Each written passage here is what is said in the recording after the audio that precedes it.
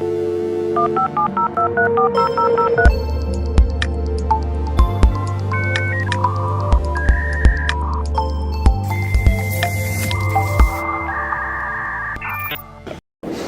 and welcome back to ITWeb TV live at the Security Summit 2024.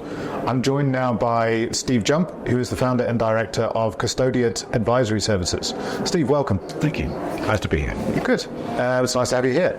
And I believe it's now 8:30 in the morning. You've been involved in a hackathon, which we always run at the Security Summit. And it sounds like some of the guys have been working quite heavily through the night. Could you give us a bit of an overview of what the theme is this year of the hackathon, what they're trying to achieve, the teams, and like just a general kind of... Well, a bit of the background. This is part of a series of hackathons that run throughout the year. But this one is a security-themed hackathon, obviously at the Security Summit.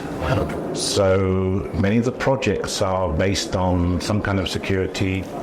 In some cases, the teams are inventing products that are on the sale here, but they've got no experience of the industry. So they are coming up with ideas, first principles, based on real-world problems they've encountered.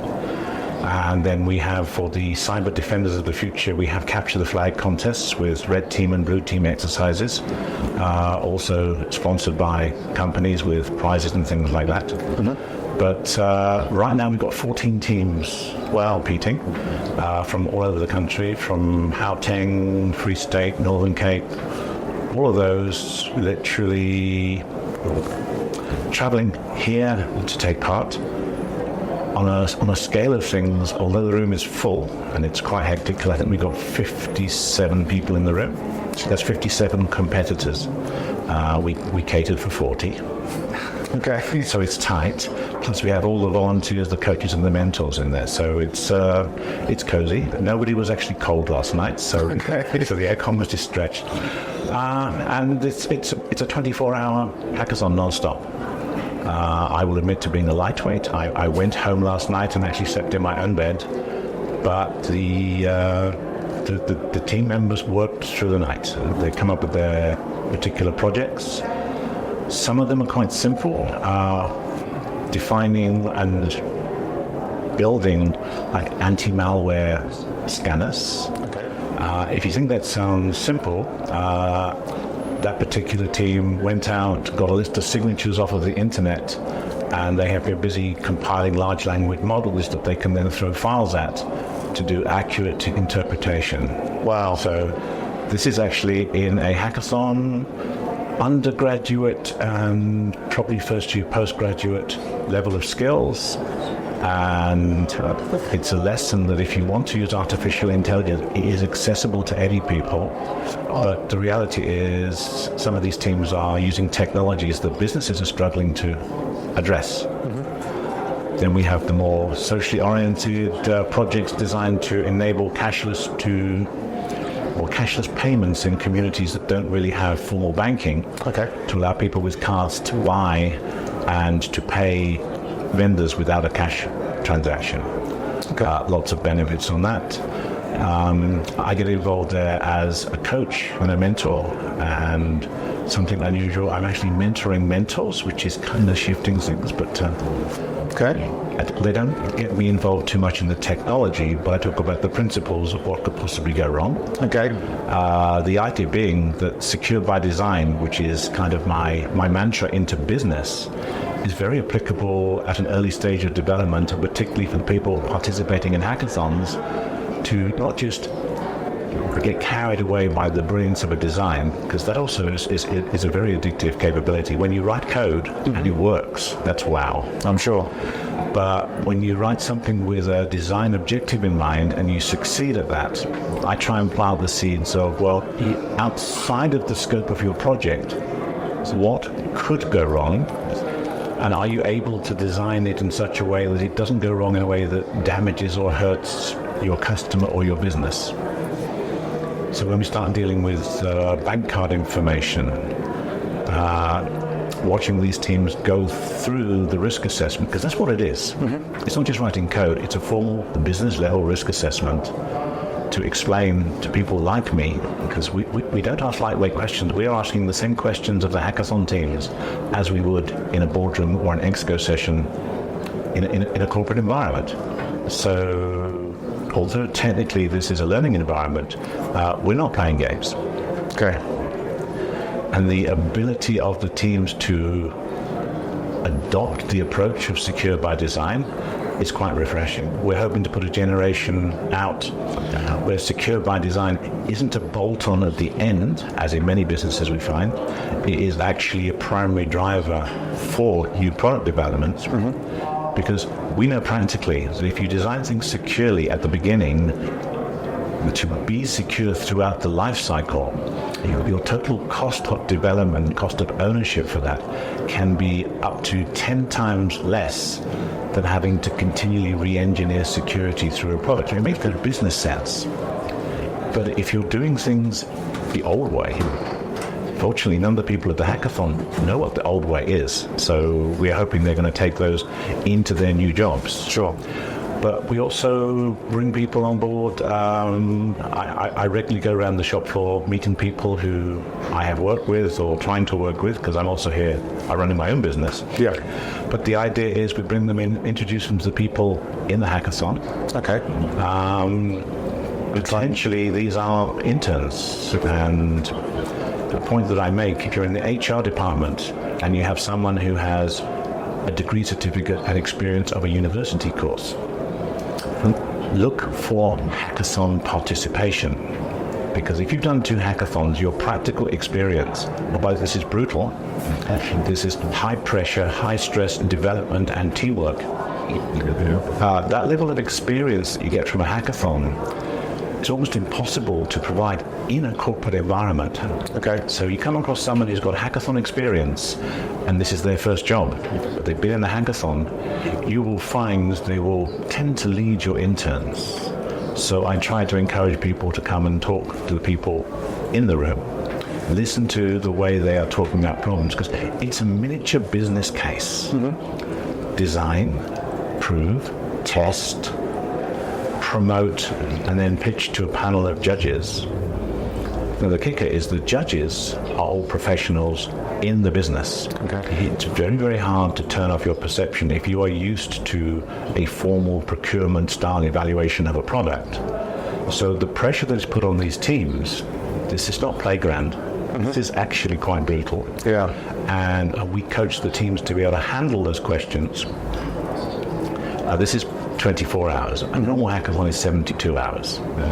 So although I've got a technical background, most of my coaching is how to handle the emotional pain of your last super brilliant compile that crashes in flames. Sure. At 3 o'clock on the second morning, when you've only had Red Bull for the last 8 hours, there are psychological effects, but the ability to push through that and to develop, as I said, it's quite intoxicating in terms of watching this pure energy. I'd like to think when I was that age I had half of that energy. I think I had to dig for it later in my career. Yeah. But these are the skills of the future. And from my personal experience talking to these teams, but the youngest member of the team is actually 16 years of age. Wow. Okay. Apart from the fact that they look slightly younger, the quality of the conversation, the assessment of the problems, and the pure technical skills, it's telling me that we actually do have the skills to get where we need to go. We just need to give these guys a chance. Okay. There's actually experience, but the capability is solid. Yeah. I mean, I think I've spoken over the past few days to various people about skills. It's obviously like a hot topic. And I think the one thing is we've got the people coming out with the qualifications, the young graduates and the young kind of people starting in their careers. And then there's a call from industry for more experience. There's that kind of expectation that you don't want to put someone who's got the book knowledge in a situation where you're expecting them to run your security team. I mean, obviously that example wouldn't happen, but you don't want to kind of drop them in it. I think they want a bit more experience. So what you're doing and what it sounds like the hackathons provide is kind of helping bridge that gap in between. But I mean, still, as I'm sure 2 hackathons is a great amount of experience, how do we kind of bridge that next gap? And I guess it's interns. I don't want to be too confrontational. When I talk to someone in business, says I can get the raw skills from university. But the fact is, if you're a company and you are paying tax, you can get your interns paid for out of your tax for free. Okay. So it's effort, yes, and requires a bit of organizing. And when you bring someone new into the team, there's obviously some disruption, but there is no opportunity denial if you are not using the maximum tax benefit you can get to bring on interns. So if you've got all of the interns that you are entitled to, then maybe you need to think about buying your own. But if you don't have any interns, it's not through lack of opportunity. There are skills, there are people. The group I'm working with here, Geek Culture, website there is definitely worth looking at. If you're looking for interns with practical skills straight out of the hackathon, but that's a niche side. But the practical point is you can find interns if you're looking. Very few people who have graduated are aware. But if you're a business and you're not advertising for interns, yes, you will be swamped. But if you're keen to develop skills for the future, the power is in your hands. Okay. But once you have experience, everybody discovers. Working for a year, many of the companies I have worked with, they find that their interns come in and they bring them on as full-time employees. And then next year they bring in interns. Because when you put that level of energy into a business, it can wake up the old uns, but that's not a bad thing. And so the opportunities are there. Nothing in this world is available on a plate. If you go looking, a little bit of digging, and the excuse of I can't find the talent, it's a little bit weak because you have to be part of building that talent. Sure, yeah. You're not going to get it for free. It's an investment in your business, but it's also an investment in your employees' future. And we're going through a skills revolution. The level of skills here, the fact that we have people who have not yet completed their first degree, and in many cases, they're not even doing a serious heavy-duty IT degree, who are able to create a large language model using resources available for free on the internet, is encouraging. Yeah. But that is starting to define a baseline level of capability. If you're not looking to grow these skills, then you're looking to wind your business down. Okay, that's perhaps a brutal view, but the opportunities are there. And they are not inaccessible. Everybody's learning. AI, in my opinion, is mostly overhyped. But the technologies we call AI now, been around for a while. Yeah. They actually drive the world within which we live. Anybody who's had a Facebook recommendation ever on Facebook, it was coming from a digital learning, artificial intelligence type algorithm. So we've been influenced by it for maybe the last 25 years. The reality is we're waking up to it and now starting to take control of it. So software is key. But the ability to deploy that software in a way that makes business sense. I mean, very few people live off of IT unless you're selling IT. But every business needs it to exist. Yeah.